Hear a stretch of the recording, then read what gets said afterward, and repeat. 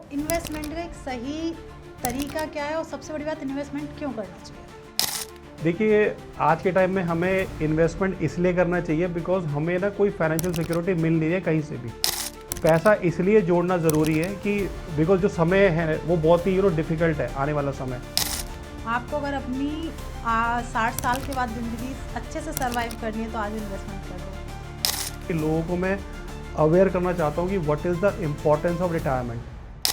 पैसा कहाँ पे इन्वेस्ट करना चाहिए, क्या सही प्रोडक्ट है, उनको नहीं पता। तो उसी गैप को कम करने के लिए मैंने अपनी कंपनी स्टार्ट करी with the name of clients partner. हमारी जो भी इनकम आ रही है उसका 30% सेव करना है।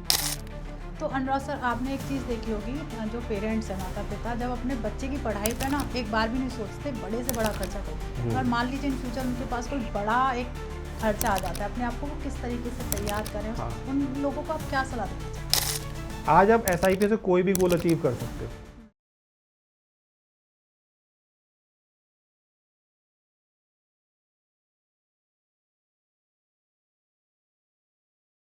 नमस्कार मेरे प्यारे दोस्तों, आपका स्वागत है एक और नए एपिसोड में। मैं हूं आपकी होस्ट और आपकी दोस्त भारती। तो हमेशा हम जो पॉडकास्ट करते हैं वो करते हैं एस्ट्रोलॉजी एंड बहुत सारे ऐसे टॉपिक जो आपसे जुड़े हुए होते हैं। आज हम बात करेंगे आपके फ्यूचर की। जब फ्यूचर की बात आई है तो सबसे बड़ी बात आती है कैसे। तो सबसे बड़ी बात है, आज का पॉडकास्ट हर एक व्यक्ति के लिए बहुत ज़रूरी है और जो ऑडियंस ये पॉडकास्ट सुनना चाहती है तो प्लीज़ रुकिए और मैं बताती हूँ कि आज हम किस पे बात करेंगे। आज हम बात करेंगे पैसे। पैसे ऐसा नहीं कि चारों तरफ से पैसा बरसेगा, पर आपको सही तरीका पता होना चाहिए। तो आज हम बात करेंगे इन्वेस्टमेंट, फाइनेंस। हम पैसे को कैसे बचाएं, कहाँ इन्वेस्ट करें, बहुत सारे जो फ्रॉड हो रहे हैं उनसे हम कैसे बचें, और अपने आने वाला जो फ्यूचर है। सबसे बड़ी बात, फ्यूचर ऐसा नहीं कि हम जवानी और बुढ़ापा, हम बात करेंगे कि आप 50 और 60 के बाद किस तरीके से सर्वाइव करेंगे, फैमिली साथ देगी या नहीं देगी। आज के पॉडकास्ट में आप जानेंगे EMI से हमें क्या रिस्क हो सकता है, EMI से हम कैसे बचें। और बहुत सारी जो ऐप आ गई हैं, चाहे ग्रॉसरी की ऐप हो या फिर आप फूड वाली ऐप, जोमेटो एंड ऑल, उनको अगर आप अपने फ़ोन में रखते हैं तो क्या खर्चा हो रहा है, अगर हटाते हैं तो उससे क्या आप बचा सकते हैं। तो आज का पॉडकास्ट बहुत मज़ेदार होने वाला है, क्योंकि आज हमारे साथ फाइनेंस के एडवाइज़र, और सबसे बड़ी बात, आज मैं इसी पॉडकास्ट के माध्यम से मैं आपको बताना चाहूँगी कि इन्वेस्टमेंट क्यों ज़रूरी है। आज मैंने उनसे सीखा कब करना चाहिए, ये मैंने उनसे सीखा। तो ऐसे तो मैं वेलकम इतनी आसानी से तो नहीं करूँगी, पहले मैं उनके बारे में बताती हूँ, क्योंकि मेरे जैसे बहुत सारे लोग सर पर यकीन करते, 1000 से ज़्यादा फैमिली सर के साथ निवेश कर चुकी है। सर की कंपनी का नाम है क्लाइंट्स पार्टनर, जो कि 2017 में सर ने ओपन की थी। उसके फाउंडर हैं श्री अनुराग मिश्रा सर, और सर ने एक बुक भी लिखी है, रिटायर रिचेस, वो जो कि अमेजोन, फ्लिपकार्ट पर आपको इजीली मिल जाएगी और हर एक व्यक्ति को पढ़नी चाहिए। तो कोई टाइम वेस्ट नहीं करेंगे, सर का हम वेलकम करते हैं। स्वागत है सर आपका। Thank you. कैसे हैं सर आप? बहुत बढ़िया। तो अनुराग सर, आपका स्वागत है पॉडकास्ट में। तो सबसे पहले मैं ये जानना चाहूँगी, ये फाइनेंस की दुनिया में आपने कैसे कदम रखा, कैसे लगा कि ये मेरा करियर होना चाहिए, कैसे आप इसमें आए, तो उसके बारे में थोड़ा सा मैं जानना चाहूँगी आपसे। देखो, मैं इसमें कोई कहता ना कि बाय चॉइस नहीं, बाय चांस आया। बिकॉज जब मैंने MBA करी तो मेरी जो प्लेसमेंट है वो एक स्टॉक ट्रेडिंग कंपनी के अंदर हुई। ठीक है, तो मैंने ऑलमोस्ट 10 साल बैंकिंग और नॉन बैंकिंग कंपनीज में मैंने स्पेंड करे। तो वहाँ पे ना मैंने एक चीज़ रियलाइज़ करी कि वहाँ पे मिस सेलिंग बहुत ज़्यादा है। तो जब मैं जॉब करता था मैं हमेशा उसके अगेंस्ट रहता था अपने सीनियर्स के कि नहीं, मैं ये प्रोडक्ट अपने क्लाइंट को नहीं दूंगा, बट प्रेशर इतना होता था जो हमको बेचना पड़ता था। तो कहीं ना कहीं जब मैं रात को घर आता था तो रियलाइज़ किया हम कर क्या रहे अपनी करियर में। तो आई ऑलवेज डिससेटिस्फाई। तो इसका सोल्यूशन निकालना था। दूसरा, मैंने ये देखा कि जो हमारी इंडियन फैमिलीज़ है उनमें फाइनेंशियल लिटरेसी नहीं है। राइट, उनको पैसा कहाँ पे इन्वेस्ट करना चाहिए, क्या सही प्रोडक्ट है, उनको नहीं पता। तो उसी गैप को कम करने के लिए मैंने अपनी कंपनी स्टार्ट करी with the name of clients partner. Nice name. ठीक है, और यही विजन था कि मैं सही से लोगों को एजुकेट कर पाऊँ इन टर्म्स ऑफ इन्वेस्टमेंट्स के ऊपर। ओके, तो ये 2 रीज़न है इसमें आने के। बहुत अच्छा भी आपने सोचा। साथ में अभी तक जहाँ तक, जैसे आपने कहा कि बहुत सारे क्लाइंट्स के साथ आप डील कर रहे थे और कहीं ना कहीं आके रिग्रेट कर रहे थे, क्योंकि लोगों ने एक ही चीज़ सुनी है, म्यूचुअल फंड। उन्हें ये नहीं पता कि इसमें किस तरीके से इन्वेस्ट हाँ। करना चाहिए, कहाँ इन्वेस्ट करना चाहिए, किस एक होता है ना कि एक तरीका प्रॉपर नहीं पता होता।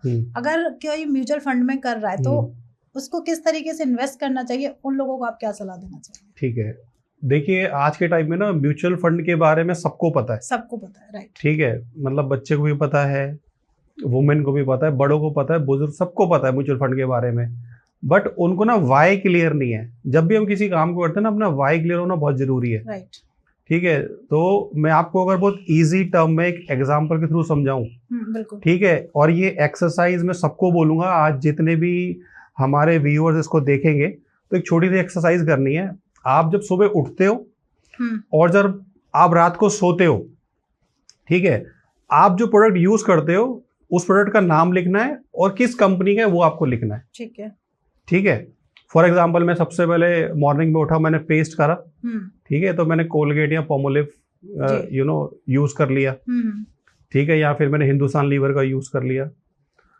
तो उसके बाद मैंने फॉर एग्जांपल कि मैंने कार यूज करी, वो किसी कंपनी की है, उसमें कोई टायर लगा हुआ है वो किसी कंपनी का है, मैं वॉच पहन रहा हूँ वो किसी कंपनी की है, ठीक है, मैं शूज पहन रहा हूँ, मैं कपड़े पहन रहा हूँ।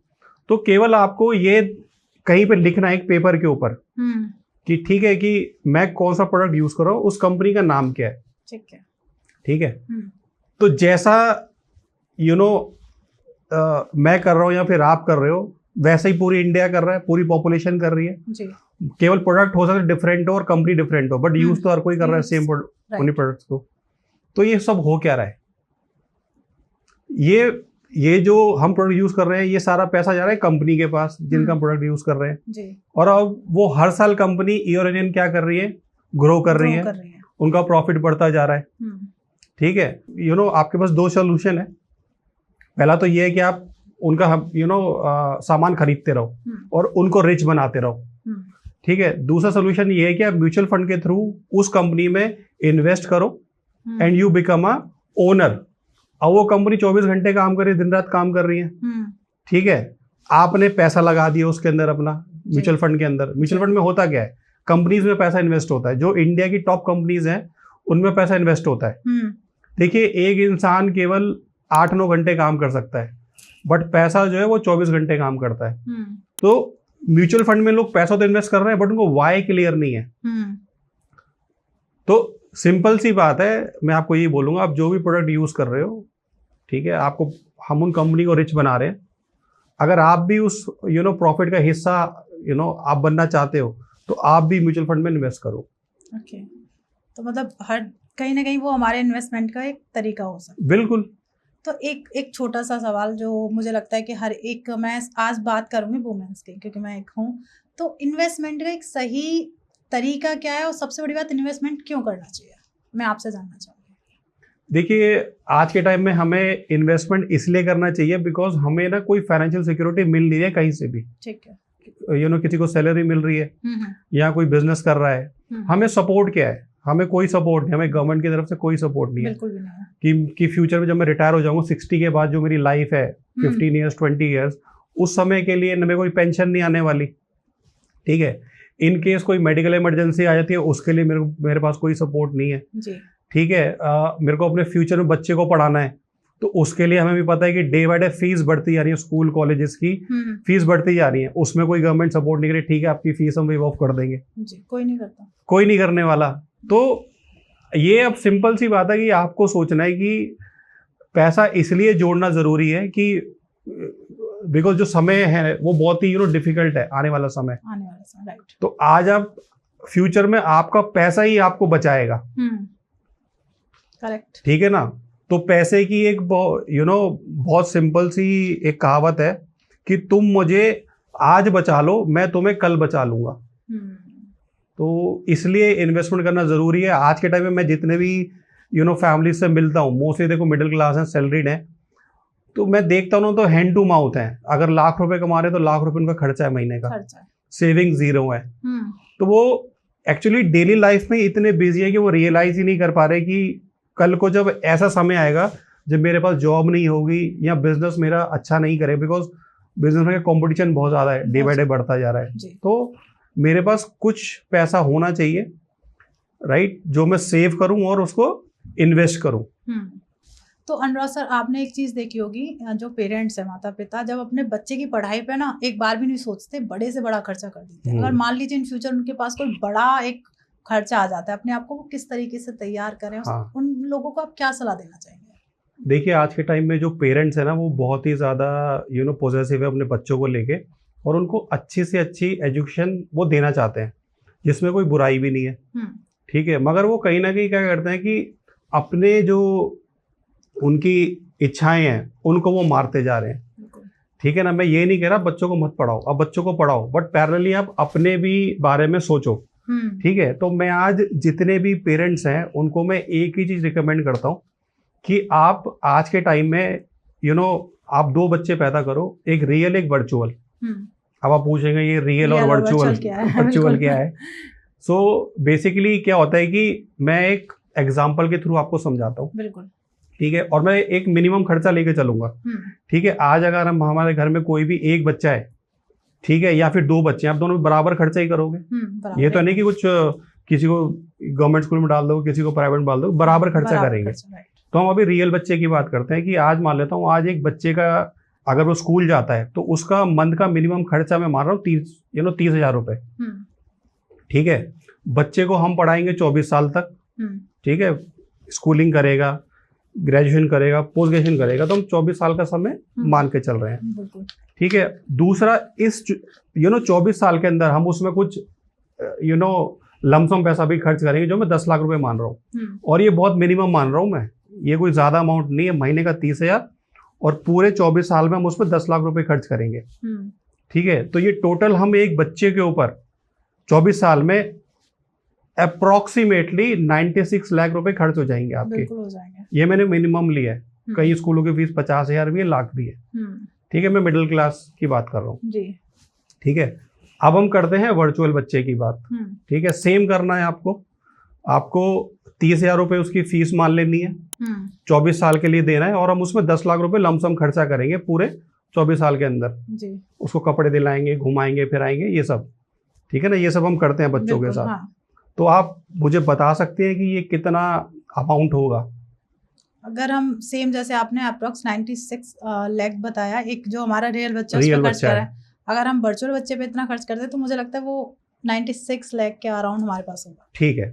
ये जो वर्चुअल बच्चा है इसका रिटर्न होगा 6 करोड़ के आसपास, क्योंकि इसका नाम है SIP, हाँ, सिस्टमैटिक इन्वेस्टमेंट प्लान। ओके। आपको इसको बच्चे की, जिस दिन आपने इसको बच्चे की तरह ट्रीट कर लिया, देखो रियल बच्चा रिटर्न देगा नहीं देगा मुझे नहीं पता, बट ये वर्चुअल गारंटेड देगा, ठीक है। तो इसीलिए मैं सजेस्ट करता हूं कि अगर आपके पास 2 रियल बच्चे हैं तो एक वर्चुअल जरूर आप करना ही करना है, ठीक है। अभी मैं आपको छोटा सा एग्जांपल देना चाहूंगा। हमने ना बहुत सारी मूवीज देखी है, ठीक है। आपने स्वर्ग मूवी देखी होगी, बिल्कुल देखी है, ठीक है। आपने राजेश खन्ना की अवतार मूवी देखी होगी, ठीक है। आपने बागबान देखी होगी। आपको पता है कि इसका मेन वो क्या है, मॉरल क्या है? हाँ, अगर मैं अब तक समझ पाई हूँ कि उन्होंने सब कुछ अपने बच्चों पे लौटा दिया, अपने होता है ना कि अपने रिटायरमेंट का भी पैसा अपने बच्चों पे, एंड ऑफ द डे उनके पास कुछ नहीं था, रहने के लिए भी वो होता है ना कि जगह के लिए भी सर्च कर रहे थे कि कोई उन्हें रख ले, या हाँ जी, उन्होंने अपने आप को सर्वाइव भी किया, जो मुझे समझ में आया। तो ये ना हार्श जो मूवीज बनती हैं तो किसी रियलिटी के ऊपर बनती है। तो अगर मैं स्वर्ग मूवी की बात करूं तो राजेश खन्ना ने सबसे कम पैसा जो है वो गोविंदा पे इन्वेस्ट किया था, और रिटर्न सबसे ज्यादा गोविंदा ने दिया, ठीक है। वैसे ही राजेश खन्ना की अवतार मूवी है, उसने सबसे ज्यादा जो पैसा खर्च किया अपने बच्चों पे किया, बट वहां भी उसका जो सर्वेंट था उसने सबसे ज्यादा रिटर्न दिया जी। सिमिलरली मैं अगर बागबान मूवी की बात करूं तो उसमें उसके 4 बच्चे थे अमिताभ बच्चन के, ठीक है। सबने जब वो अपने रिटायरमेंट एज पे आए, सबने धोखा दे दिया, लड़ रहे हैं कि माँ को आप रख लो, फादर को आप रख लो, बट रिटर्न किसने दिया? सलमान खान ने, जिसने सबसे कम इन्वेस्टमेंट करी थी। तो वैसे ही ये जो आपकी SIP है, देखो रियल लाइफ में हमें कोई बचाने नहीं आएगा, ना गवर्नमेंट आएगी, ना कोई सेलिब्रिटी आएगा। आपका ये जो वर्चुअल बच्चा है ना, ये आपको बचाएगा फ्यूचर में, तो ये आज के टाइम में मैंडेटरी है आपको करना, वरना तो फिर it is up to you कि आप क्या चाहते हो। बिल्कुल, नहीं आपने बहुत सही बात की, और बहुत एक होता है ना कि लॉजिकल, हाँ कि कहीं ना कहीं हम लोग एक तरफ भागे जा रहे हैं और अपने आने वाले फ्यूचर के बारे में सोच ही नहीं रहे। नहीं, कईयों को पेरेंट्स को ये भी लगता है कि यू नो हमारे बच्चे हमारा टेक केयर करेंगे, तो ये बहुत बड़ी गलती है।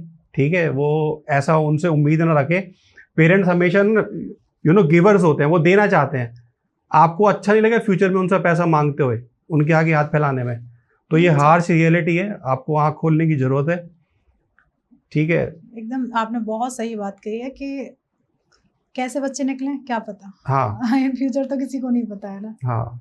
तो अनुराग सर, एक चीज बहुत ज्यादा सुनने में आ रही है, पे योर सेल्फ फर्स्ट, इसका मतलब क्या है? जब ये बात भी मुझे आई थिंक 7-8 साल पहले खुद पता लगी थी, पे योर सेल्फ क्या होता है।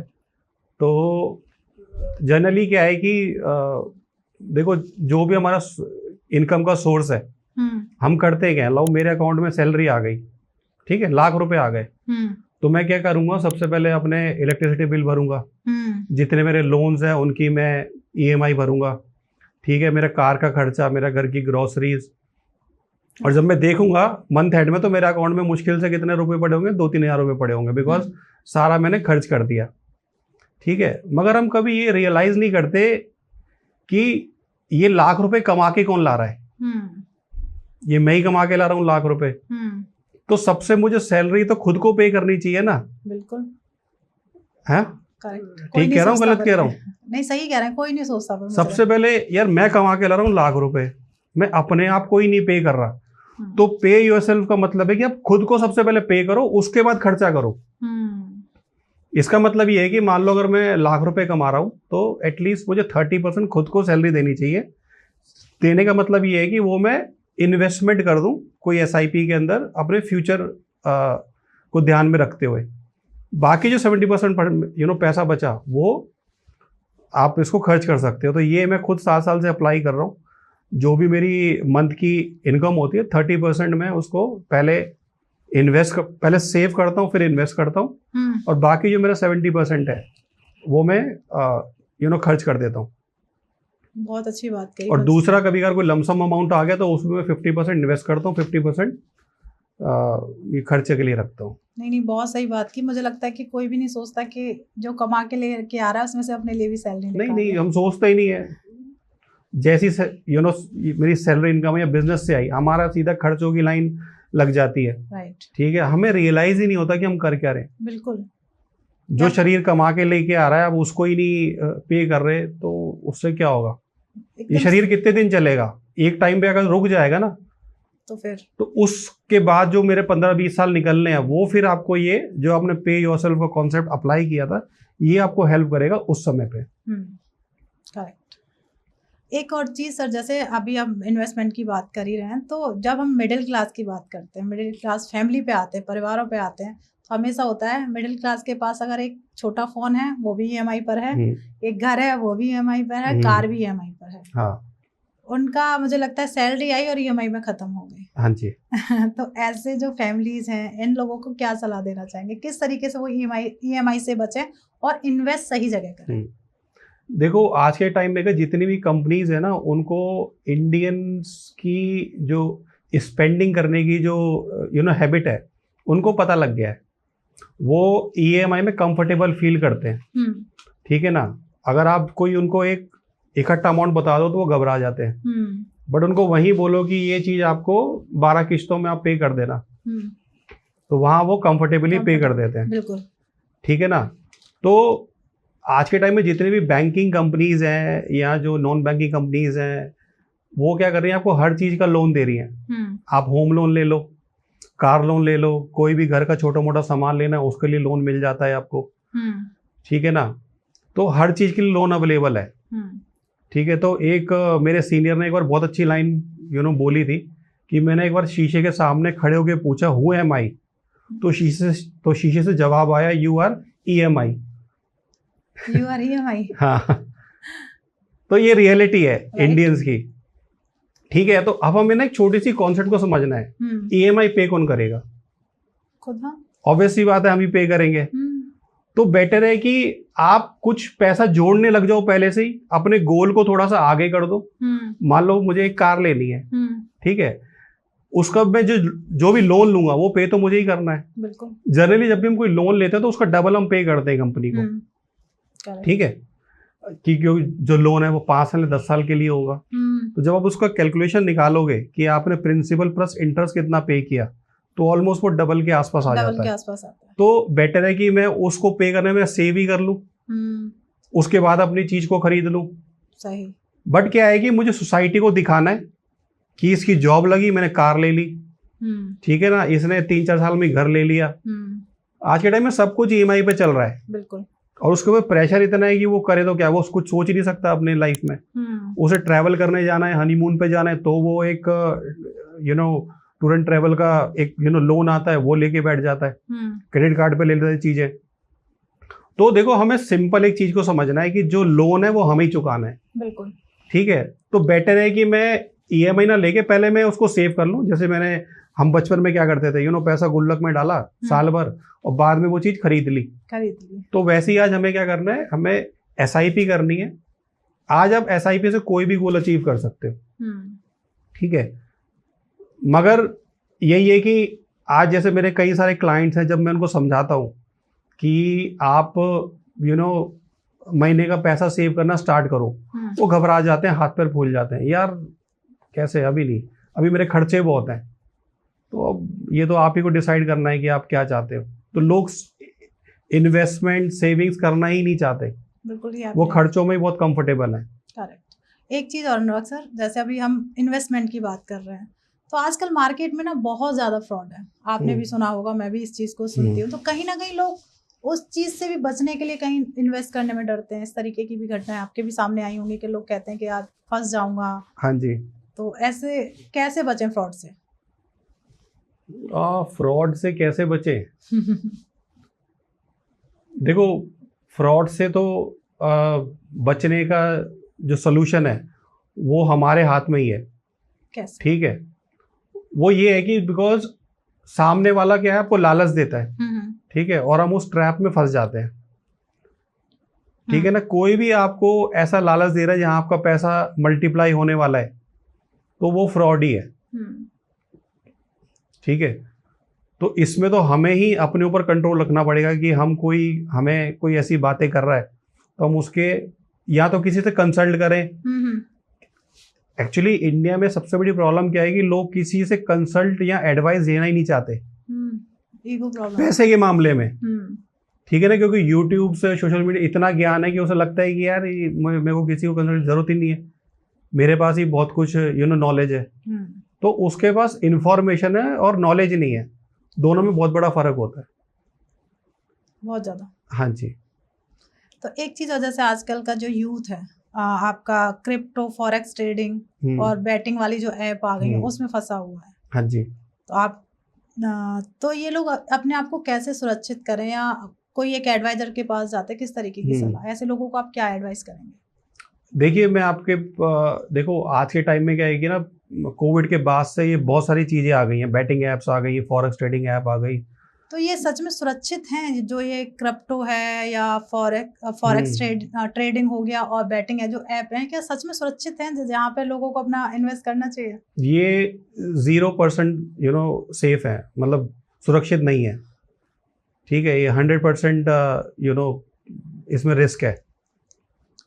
ठीक है, अब मान लेते हैं हमारा पॉडकास्ट हमारे व्यूअर्स सुन रहे हैं, तो ऐसे लोग जो आजकल आपके फॉरेक्स इसमें ट्रेडिंग में इन्वेस्ट कर रहे हैं या बैटिंग ऐप में इन्वेस्ट कर रहे हैं, क्रिप्टो में कर रहे हैं, तो ऐसे लोगों को आप क्या सलाह देना चाहेंगे? देखो, एक्चुअली मैं आपको बताता हूँ कि ये जो एप्स है ना, इन्होंने ना जो हमारी यूथ की कमी है वो पकड़ ली है कि उसको ओवरनाइट रिच बनना है। बिल्कुल। ठीक है ना, पेशेंस है नहीं। ठीक है, उसको सपने दिखाए जाते हैं, तू 50 रुपये लगा, 100 रुपये लगा और तेरे को यहाँ से करोड़ रुपए जीतने का चांसेस है। ठीक है ना, तो उसको लगता है कि यार 50-100 रुपये तो जाएंगे। बट आप कैलकुलेशन कर लो, अगर यही 50-100 रुपये हमारे 5 करोड़ जनता भी लगाती है तो कितना करोड़ों में पैसा हम उन एप्स को दे रहे हैं, बहुत ज्यादा।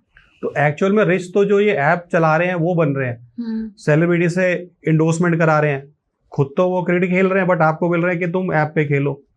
तो मतलब हमारे यूथ को ना यही नहीं पता कि सही क्या है गलत क्या है। बेसिकली ये रिस्पॉन्सिबिलिटी सेलिब्रिटीज की है कि वो ओनरशिप लें कि वो यूथ को मिसगाइड ना करें। उनको पता ही नहीं, उनको बस पीछे से फंड मिल रहे हैं और वो कुछ भी आके प्रमोट करने में लगे हुए हैं। बिल्कुल ठीक है ना।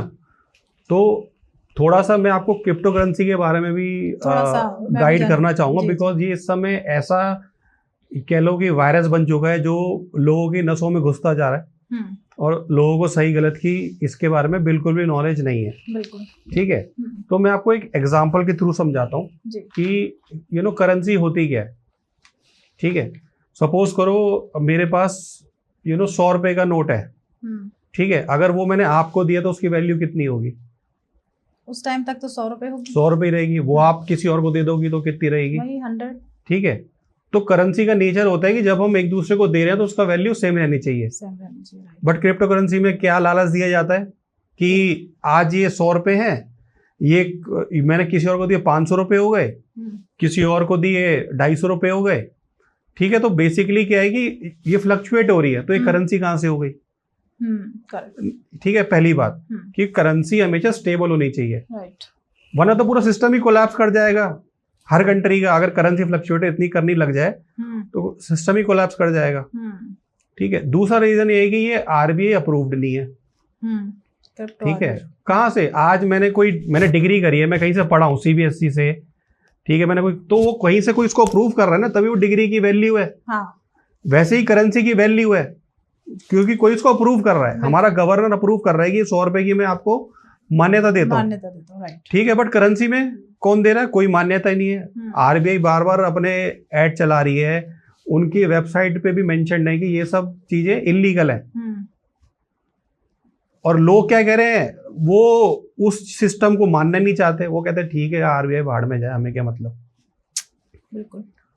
तो ये सारी प्रॉब्लम है इस क्रिप्टो करेंसी के अंदर कि एक्चुअल में जो वैल्यू है वो सेम रहनी चाहिए जब हम एक दूसरे को ट्रांसफर करते हैं तो।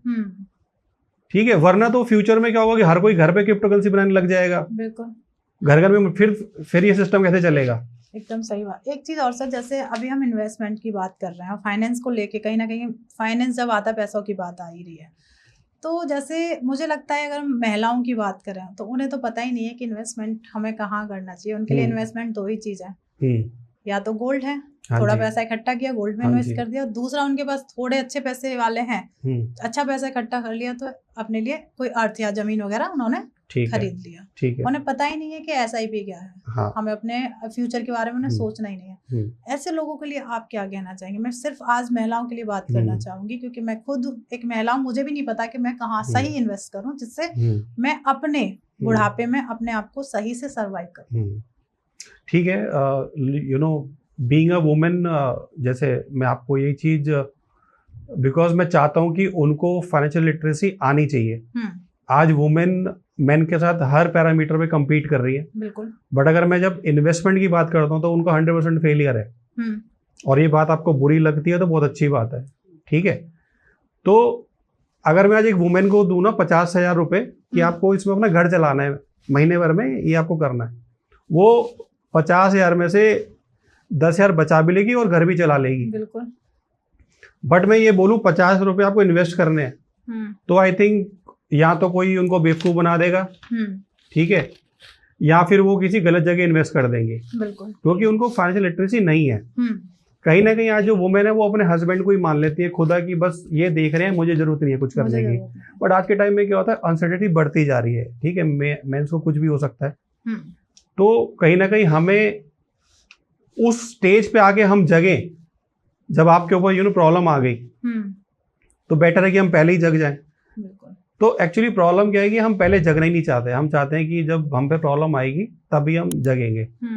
तो वुमेन्स को मैं इस पॉडकास्ट के माध्यम से यही सजेस्ट करना चाहूँगा कि उनको इस बारे में इन्वेस्टमेंट में थोड़ा सा ज़्यादा फोकस करना चाहिए। बिकॉज एक मदर ही होती है जो हर चीज़ का डिसीजन मेकर उनके हाथ में होता है। बच्चों की एजुकेशन के लिए, ठीक है, अगर हमें कहीं घूमने जाना है तो उनकी प्रेफरेंस देखी जाती है कि हमें कहाँ पे जाना है। फ्यूचर में हमारा रिटायरमेंट कैसा होगा, हमें कैसा घर चाहिए, कैसा घर में हम रहना चाहते, तो वुमेन का इन्वॉल्वमेंट रहता है। बिल्कुल रहता है। ठीक है। मगर इन चीज़ों में वो हमेशा पीछे रहती है इन्वेस्टमेंट्स के अंदर। तो एक चीज़ और सर, जैसे आप एडवाइज़र हैं, तो मैं सबसे पहले ये जानना चाहूँगी, हर एक वुमेन अब यही पूछेगी कि महिला का ये क्वेश्चन रहेगा कि हम कितने से इन्वेस्ट कर सकते हाँ हैं? जी। तो कितने, अगर कोई एक बहुत मिडिल क्लास फैमिली से और हम्म, इन्वेस्ट करना चाहती है, तो कितने अमाउंट से वो इन्वेस्ट कर सकती है अपने फ्यूचर के लिए? ठीक है, देखो अगर मैं अपनी बात करूं, एक थंब रूल होता है, तो मैं यहाँ पे थंब रूल की बात कर रहा हूँ। आप महीने की जो भी आपकी इनकम है उसका आपको 30% सेव करना है। ओके। अगर आप लाख रुपए कमा रहे हो 30,000? तो 30,000, 2 लाख कमा रहे हो तो 60,000, और 10 लाख कमा रहे हो तो 3 लाख रुपए। हमारी जो भी इनकम आ रही है उसका 30% सेव करना है। ठीक है, क्योंकि मान लो मैं लाख रुपए कमा रहा हूँ, ठीक है, और मैं सेव 1,000 रुपए करूँ, उसको कोई फायदा नहीं है। कोई फायदा नहीं, राइट। ठीक है ना। आज के टाइम में बहुत लोग हैं जो अंडर इन्वेस्टमेंट कर रहे हैं। जब मैं उनसे बात करता हूँ, हाँ हम कर रहे हैं SIP, कितने की पूछूं, वो 500 रुपए की। क्या कर लोगे 500 रुपए बचा के आप? तो लोगों को एक एग्जैक्ट फिगर नहीं पता। ये थंब रूल है, आपकी जो भी इनकम है उसका 30% आपको सेव करना है, उसके बाद आप खर्चा करो। मतलब बहुत सारे लोगों की इनकम ही 20 है, 30 है, तो वो लोग भी हाँ, तो वो भी निकाल लो, 30%। जिसकी यहाँ बस 30% निकालना है आपको। ओके, जैसे किसी की 10 है तो क्योंकि देखो इनकम जितनी बढ़ती जाएगी खर्चे कम नहीं होने। खर्चे बढ़ते आज जो लाख रुपए कमा रहा है वो भी रो रहा है, 10 लाख रुपए कमा रहा है महीना वो भी रो रहा है, और जो करोड़ रुपए कमा रहा है वो भी रो रहा है, क्योंकि सबने खर्चे उसी हिसाब से पाले हैं आज की डेट में। बिल्कुल। एक चीज और है, लोगों का हमेशा कहना होता है निवेश करने में रिस्क होता है, कि मैंने किया तो पैसा आएगा ही नहीं। ये उनकी धारणा है, हाँ, सोच है। बिल्कुल। तो ये सोच सही है या गलत है? देखो मैं आपको इस तरीके से समझाना चाहूंगा कि देखो रिस्क तो हर जगह है, ठीक है। आप सबसे ज्यादा सेफ कहाँ पर हो? घर में, अपने घर पे। बट अगर आपको पैसा कमाना है तो बाहर निकलते हो। बिल्कुल निकलते। ठीक है, आज मेरा जो बच्चा है वो सबसे ज्यादा सेफ कहाँ पर है? घर पे। बट मैं स्कूल भेजता हूँ उसको। बिल्कुल भेजते हैं। हाँ। ठीक है, आज जो एक प्लेन है वो सबसे ज्यादा सेफ कहाँ पर है? एयरपोर्ट पे। मगर उसको उड़ना पड़ता है अगर पैसा कमाना है तो। हाँ। एक शिप जो होता है वो कहाँ पे ज्यादा सेफ है? पोर्ट पे, राइट। बट वो जब समुद्र में गोते खाता हुआ किसी दूसरी कंट्री पहुंचता है, हाँ, तब जाके उसको उसका पैसा मिलता है। तो वैसे ही जो हमारा पैसा है वो हमारे बैंक अकाउंट में सेफ है, मगर आपको उससे अगर रिटर्न अगर चाहिए तो उसको थोड़ा सा घर हमें घर से बाहर निकालना पड़ेगा। रिस्क हर जगह है। बिल्कुल। बस हमें रिस्क को ये देखना है कि हमें ब्लाइंड रिस्क नहीं लेना, हमें कैलकुलेटिव रिस्क लेना है। ठीक है ना। तो आज जिनको हमको लगता है कि हमने पैसा बैंक में रखा है, बैंक FD करा रखी है, तो वो आपका पैसा ही मान लो घर में है। जब तक वो पैसा बाहर नहीं जाएगा वो ग्रो नहीं करेगा। रिस्क हर जगह है। तो अनुराग सर, जैसे अगर हमने जो बात की बच्चों के खर्चे के लिए लेके बात की, अपने परिवार को सर्वाइव और इन्वेस्टमेंट को लेके काफी बातें कर ली। अब आती है बात हमारे उन बुजुर्गों की जो रिटायर हो चुके हैं, पैसा उन्हें मिला है, पैसा उनके बैंक अकाउंट में पड़ा है, जैसे आपने कहा जब तक आप बैंक से नहीं निकालोगे ग्रो नहीं होगा। तो वो किस तरीके से इन्वेस्ट करें कि उनको रेगुलर इनकम भी मिलती रहे, जो अपने खर्चे भी सरवाइव करते रहें। तो ऐसे लोगों के लिए आप क्या सलाह देना चाहेंगे? वो किस तरीके से अपने पैसे को ग्रो कर सकते हैं और अपने रेगुलर खर्चे निकाल सकते हैं? ठीक है, तो मैं ये एक एग्जांपल के थ्रू आपको समझाता हूँ। मान लो कोई सीनियर सिटीजन है और उनके पास मान लो 1 करोड़ के आसपास पैसा पड़ा हुआ है। ठीक है, और उनकी रिक्वायरमेंट है कि मेरा जो पैसा है ये ग्रो भी करे और मुझे कुछ उससे रिटर्न भी, रेगुलर इनकम भी आती रहे। तो इसका एक सोल्यूशन होता है म्यूचुअल फंड्स के अंदर, जिसको बोलते हैं SWP। हाँ, सिस्टमैटिक विड्रॉल प्लान। ओके। ठीक है, इसको थोड़ा सा मैं अगर और इलेबोरेट करूं तो जैसे शुरू में हम करते हैं SIP, सिस्टमैटिक इन्वेस्ट प्लान। हम पैसा जोड़ रहे हैं, पैसा जुड़ गया, अब मुझे वापस चाहिए तो उसको बोलते हैं SWP, सिस्टमैटिक विड्रॉल प्लान। तो मान लो किसी सीनियर सिटीजन के पास कुछ इकट्ठा पैसा पड़ा हुआ है जो उसने जोड़ा था अपने पूरे लाइफ टाइम के अंदर, जब वो जॉब कर रहा था, बिजनेस कर रहा था। अब उसमें इकट्ठा पैसा पड़ा है, वो कहाँ इन्वेस्ट करे? तो मैं आपको एक एग्जांपल दे दूं। सपोज करो किसी सीनियर के पास 1 करोड़ रुपए पड़ा हुआ है। ठीक है, वो उसको SWP में इन्वेस्ट कर दे। ठीक है, और आज के टाइम में अगर हम जो भी हाइब्रिड फंड की रिटर्न देखें, वो कहीं ना कहीं 12 से 15% के बीच में आ जाती है। बट हम भी चलो कम मान लेते हैं, 12% के आसपास। ठीक है, तो उनको क्या करना है, किसी अच्छे हाइब्रिड फंड में इन्वेस्ट कर देना है 1 करोड़, ठीक है, और उसमें जो विड्रॉ करना है वो 6% के हिसाब से करना है। अच्छा 6%। हाँ, तो जैसे कि 1 करोड़ का हो गया 6 लाख रुपए, ठीक है। ठीक है, तो मंथ का हो गया 50,000 रुपये, उनको रेगुलर इनकम आने लग गई। हाँ रेगुलर आने लगी। ठीक है, इसमें एक रूल और है कि आपको जब आपने इन्वेस्टमेंट करी है तो उस ईयर से ना इन्वेस्ट करके नेक्स्ट ईयर से आप शुरू करें इस प्रोसेस को। ओके, जैसे वरना तो मैं प्रिंसिपल ही खाने लग जाऊंगा अपना। ओके, मतलब जैसे मैंने इस साल 2025 में इन्वेस्ट किया तो मुझे जो सर्टेन इनकम, जो रेगुलर इनकम चाहिए वो 2026 से हमें निकालना। हाँ, मैं नेक्स्ट ईयर से उसको लेना स्टार्ट करूँ, ठीक है, वरना मैं प्रिंसिपल से ही खाना शुरू कर दूंगा। ओके, ठीक है, तो क्या होगा कि आपके पास रेगुलर इनकम आने लग गई 50,000 की, ठीक है, और मैं ये मान लेता हूँ कि ये जो है हम ये 20 ईयर्स के लिए करेंगे। ठीक है, ठीक है, तो ये अप्रोक्सीमेटली जो पैसा है आप लेते भी चले गए पैसा, ठीक है, 50,000 रुपये महीना, तो ये 20 साल में आपने कितना पैसा विड्रॉ कर लिया? 1 करोड़ 20 लाख। 1 करोड़ 20 लाख, ठीक है, 20 साल में हम इतना पैसा निकाल लेंगे। 1 करोड़ 20 लाख। हाँ, 50,000 रुपये मंथली निकाल रहे हैं तो साल के 6 लाख रुपए हो गए। ठीक है, 10 लाख 10 साल में हो गए ये 60 लाख। ठीक है, और 20 साल में हो गए 1 करोड़ 20 लाख। हाँ। तो आपने 1 करोड़ रुपए लगाया था, आपने 1 करोड़ 20 लाख रुपए निकाल लिए। उसके बाद भी पता आपकी वैल्यू कितनी होगी? कितनी? ऑलमोस्ट 3 करोड़। 3 करोड़ मतलब 1 करोड़ और कुछ अमाउंट हमने निकाल भी लिया। उसके बाद जो कि फंड वैल्यू होगी वो भी 3 करोड़ के आसपास होगी। मतलब अगर टोटल देखा जाए तो हमें 1 करोड़ इन्वेस्ट करने के बाद लमसम 5 करोड़ के अराउंड हमें पैसा मिल जाएगा। हाँ जी, क्योंकि रीजन बताता हूँ क्या हो रहा है, ये कंपाउंडिंग हो रही है नंबर 1। दूसरा क्या है कि जो आपको पैसा है आप विड्रॉ तो 6% के हिसाब से कर रहे हो, बट जो बैलेंस पैसा है वो 12% से हम एवरेज लेके चल रहे हैं, उस पर वो ग्रो करता जा रहा है। ठीक है ना, काफी अच्छा अमाउंट भी है। हाँ, और मैं कोई बहुत बड़ा कोई रिटर्न नहीं बता रहा, मैं ये नहीं कर रहा 20%, मैं रीजनेबल बता रहा हूँ। ये रिटर्न दिया है मार्केट का, जो जब से मार्केट स्टार्ट हुई है मार्केट का रिटर्न जो रहा है 15 से 16% रहा है। ये मैं आपको कम बता के चल रहा हूँ। ठीक है, हमें ज्यादा बड़ी फिगर्स की बात नहीं करनी, एक जो हमें मिल सकता है। हाँ, तो एक चीज और सर, थोड़ा सा इसी में जानने का मौका, क्योंकि रिटायर करने के बाद एक एज भी होती है 60, आप 60 साल के हो चुके हो तभी आपका रिटायरमेंट है। मानते बीच में अगर आपकी हेल्थ इश्यूज होते हैं तो इस जो हमने 1 करोड़ इन्वेस्ट किया तो उससे हम किस तरीके से फंडिंग निकाल सकते हैं? आप जितना चाहो उतना निकाल लो, इसमें कोई लॉक इन नहीं है। ओके, म्यूचुअल फंड्स में कोई लॉक इन नहीं होता। म्यूचुअल फंड में तो नहीं। हाँ, तो आप अगर कोई इमरजेंसी आ गई तो आप उस चीज को पैसा विड्रॉ कर, बट आई रिकमेंड कि बेटर है आप उसके लिए हेल्थ इंश्योरेंस बाय करके रखें, वो ज्यादा अच्छा ऑप्शन रहेगा आपके लिए। बिल्कुल। हाँ, तो मतलब कोई ऐसा नहीं है कि अगर आपने 1 करोड़ इन्वेस्ट किया, कोई एक इमरजेंसी काम, कोई बाउंडेशन नहीं है, आप आज लगाओ कल पूरा पैसा निकाल लो।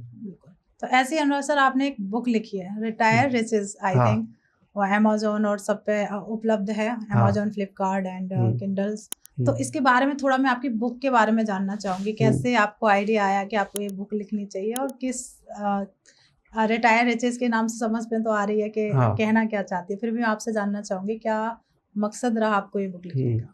देखिए, मैं काफी ना 10-15 साल से खुद भी परेशान रहा, मतलब मैं समझ नहीं पा रहा था कि एक्चुअल में प्रॉब्लम है कहाँ पे। ठीक है, तो वही मैंने देखा कि आज तो हम सब कुछ मेरी बॉडी अच्छे से काम कर रही है, मैं कमा रहा हूँ, ठीक है, सब कुछ अच्छा चल रहा है, बट मैं एक उस फेज की बात करता हूँ जब अगर इनका मेरे मैं काम नहीं कर पाऊँ, उस सिचुएशन की मैं बात करना चाहता हूँ। उस समय क्या होगा? ठीक है, तो उसी को दिमाग में रखते हुए ये मेरे आइडिया है कि मैं एक बुक लिखता हूँ रिटायर रिचेस के नाम से, जिसमें ये है कि लोगों को मैं अवेयर करना चाहता हूँ कि what is the importance of retirement. ठीक है, आज आपका सबसे बड़ा दोस्त आपका पैसा ही है, बिकॉज हम जिस सोसाइटी में आज के टाइम में रह रहे हैं, कोई हमें रेस्क्यू करने नहीं आएगा, ना गवर्नमेंट आएगी, ना रिलेटिव आएंगे, ना नेबर आएंगे, ना बच्चे आएंगे। ठीक है, कोई नहीं आएगा, तो आपको इसमें सिचुएशन खुद ही बाहर निकलना है। बिल्कुल। तो अगर इसलिए इस बुक का जो मेन पर्पस है वो अवेयरनेस फैलाना है कि आपको जगना पड़ेगा, आज अपने पैसों को लेके सीरियस होना पड़ेगा, और आपको उस समय के लिए पैसा जोड़ना है कि जब आप कंफर्टेबली जी पाए रिटायरमेंट। बिकॉज आप खुद देख रहे हो महंगाई कितनी बढ़ती जा रही है, बहुत ज्यादा। तो आज से 20 साल महंगाई कम तो होने वाली नहीं, और बढ़ने वाली है। तो अगर आज से हम पैसा सेव नहीं करेंगे तो उस टाइम के लिए आप कैसे सर्वाइव करोगे? आज जब मैं फैमिली से मिलता हूँ, मैं उनसे बैकअप पूछता हूँ, तो किसी के पास महीने भर का बैकअप है, किसी के पास 2 महीने का, किसी का 6 महीने का। मैं काफी लोगों से क्वेश्चन पूछता हूँ कि आज आपकी सैलरी ना बंद है, कितने दिन आप सर्वाइव कर पाओगे? तो कोई कहता है महीने भर, 3 महीने, 6 महीने, that's it, last 1 year. 1 year. तो ये बुक का पर्पज ही लिखने का कि अवेयरनेस फैलाना रिटायरमेंट को लेके, क्या हम गलतियां कर रहे हैं, कहाँ गलत इन्वेस्टमेंट नहीं करनी है। इसमें सब चीज़ है, वुमेन्स के बारे में, सीनियर सिटीजन के बारे में, यंग के बारे में, एक मैरिड कपल के बारे में। अच्छा, सब कुछ है इस बुक के सब कुछ कवर्ड है इसके अंदर। तो मजेदार बुक है, हमें भी पढ़नी चाहिए। हाँ, मैं भी ऑर्डर करूंगी। हाँ, ये कोई कहानी वाली बुक नहीं है कोई जिसमें आपको कोई सपने की दुनिया, को फिक्शन नहीं है, ये रियलिटी है। पैसे को लेके आपको अगर अपनी आंखें खोलना चाहते हैं तो आप इसको जरूर पढ़ें। बिल्कुल, और हर किसी को पढ़नी चाहिए, ये मैं भी रिकमेंड करूंगी। हाँ। क्योंकि मैंने भी आज बहुत कुछ सीखा, जाना है कि इन्वेस्टमेंट जरूरी क्यों है। आपको अगर अपनी 60 साल के बाद जिंदगी अच्छे से सरवाइव करनी है तो आज इन्वेस्टमेंट कर लो, नहीं तो रिग्रेट रहेगा। मैं आपको एक छोटी सी चीज और बोलना चाहूंगा। आज के टाइम में जो रिटायरमेंट है ना, लोग आज के टाइम 45 में रिटायर होना चाहते हैं। यूथ है वो चाहता है मैं 25 पे शुरू करूँ, 45 में रिटायर हो जाऊं, ठीक है ना। मगर बस वो चाहता है, होएगा कैसे भाई? तू सेव ही नहीं करेगा तो तू जिंदगी का रिटायर नहीं हो सकता। बिल्कुल नहीं हो सकते। करेक्ट, आपने बहुत सही बात कही है। हाँ, तो आपका पैसा ही सब कुछ है। आज इन्वेस्टमेंट करेंगे तो हो सकता है कि अगर 45 के बाद भी आप रिटायरमेंट ले रहे हो तो एक लेविश लाइफ आप जी सकते हैं। आपको कहीं घूमना है तो आपके पास ऑलरेडी इन्वेस्टमेंट है, तो आप उसका यूज कर सकते हैं। लोग फालतू की बातें कर रहे हैं आज के टाइम में, इमोशनल, कि पैसा कुछ भी नहीं है, पैसा हाथ का मैल है। ये सब फालतू की बातें हैं। एक्चुअल में आपको किसी भी सिचुएशन से जो बाहर है ना, वो पैसा ही निकाल सकता है, और कोई भी नहीं है। कोई महात्मा नहीं निकाल सकता, कोई गवर्नमेंट नहीं, और कोई आपका बेस्ट फ्रेंड भी नहीं आपको रेस्क्यू कर सकता। Your money is the only which rescue from the difficult situations. Absolutely, एकदम करेक्ट है। क्योंकि कहीं ना कहीं पैसा हर जगह है। अगर आपको एक रिस्पेक्ट चाहिए, वहाँ पे पैसा है। बिल्कुल, उसके बारे में रिस्पेक्ट नहीं है तो पैसा है, कोई रिस्पेक्ट नहीं है आपकी। कोई रिस्पेक्ट नहीं। करेक्ट, एकदम सही बात कही। आप हमारे जो व्यूअर्स हैं उन्हें कुछ मैसेज देना चाहेंगे? आप उनसे कुछ कहना चाहेंगे? कि होता है ना कि एक मैसेज आप दें हमारे यूथ को, आने वाले जो भी है। देखिए, मैं पहला तो मैसेज ये देना कि आप बहुत जल्दी सेविंग्स करना स्टार्ट करें। और सेव करने का मतलब नहीं सेव कर लिया, उसको कहीं इन्वेस्ट भी करना है। सही किसी कंसल्ट, किसी से एडवाइस लेके। बिकॉज हमारे इंडिया में सलाहकार कौन होते हैं? मेरा दोस्त, भाई मैंने यहाँ लगाया है, तू भी यहाँ लगा दे, या रिश्तेदार, उनका वो फोटे नहीं है, पड़ोसी। हाँ, तो हमें सही सलाह के लिए, मैं बीमार हूं तो मैं डॉक्टर से कंसल्ट करना है, या कोई केस है तो मैं लॉयर से कंसल्ट करूंगा।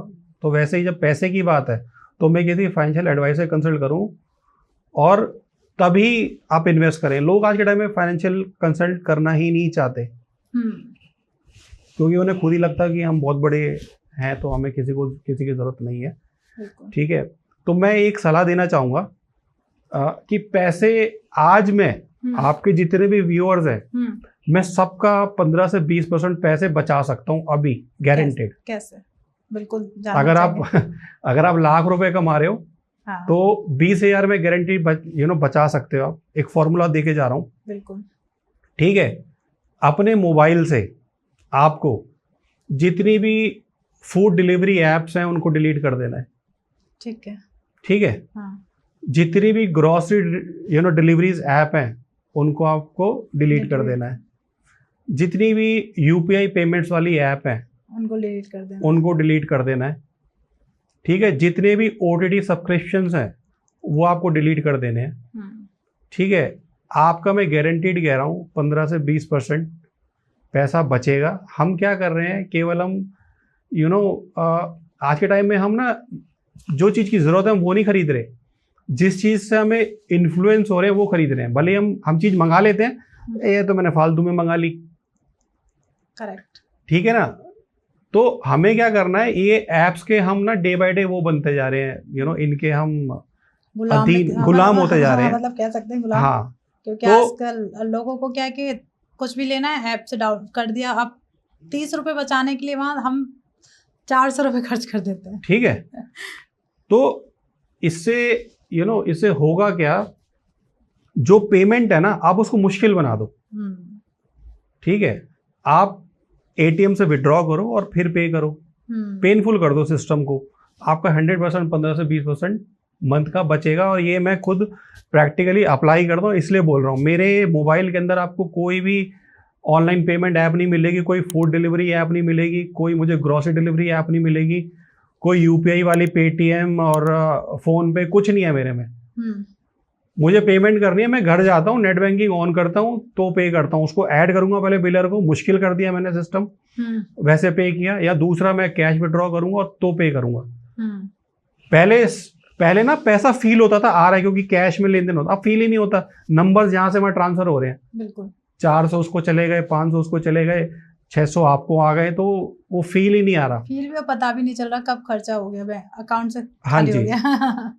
ये लोग बोलेंगे फालतू की बात है, बट भैया पैसा बचाना है तो ये फैक्ट है। नहीं, ये फालतू नहीं है, करेक्ट है। अगर हाँ जी। मैं अपनी ही बात करें, कोविड के बाद तो हमारे खर्चे बढ़ गए, बढ़ गए। वही खर्चे थे। अगर मानते महंगाई भी बढ़ी है तो थोड़ी सी 10% 20%, पर हमारे खर्चे 3 से 4 गुना बढ़ चुके हैं बिकॉज ऑफ ये ग्रोसरी ऐप। बिकॉज देखो जितनी कंपनीज है ना वो आपको एक जाल में फंसाती जा रही है कि घर बैठे रहो, सब घर पे आ जाएगा। यार पैसे कमाने तो बाहर ही जाना पड़ेगा, आप पैसे भी भिजवा दो ना घर पे, तो ठीक है। मैं बहुत खुश हूँ सब चीज मंगाने में, पैसा तो मुझे आप दे नहीं रहे, खर्चे मुझसे आप 36 करवा रहे हो। जितनी भी शॉपिंग वाली एप्स हैं सब चीज घर पे आ रहा है, कोई पैसा भी दे जाए आगे, उससे बढ़िया क्या है। मांगे ना मगर बाद में।